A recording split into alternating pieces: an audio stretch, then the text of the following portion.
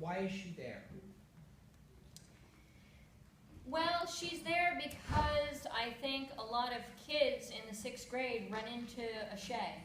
You know, at one point or another. They run into the person who tries to build himself up by tearing other people down. And unfortunately, I mean, people like that are out there at any age. And a conversation I had with my editor, the way I adore my editor, and what she'll do in a manuscript is she will just ask questions. She never tells me to do something, but she'll, do you think?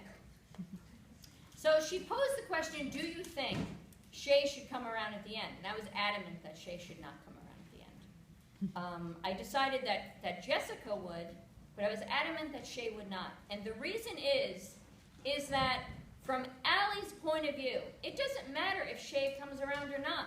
The point is that Allie came around, right? At the beginning of that book, Shea's words had a lot of power. Not only on Allie, but Oliver. I mean, look how Oliver changes in that book from the beginning of the book to the end. You know, by the end of that book, those words just bounce off. You know, he's not affected by them anymore. And I think it's important for kids to realize that just because somebody says something to you doesn't make it true. It doesn't. And I think sometimes kids will hang on to stuff like that.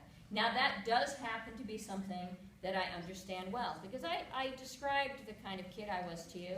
I was very different, and boy, I did put up with a lot of bullying, but I had that Irish stubborn temper, you know. I don't know if I was courageous or just not a good decision maker.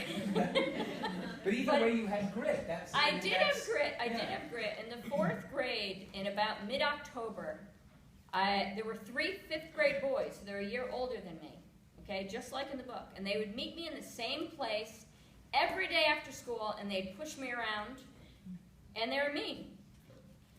And I walked home from school, and this was an enormous building, okay? I could have easily avoided them.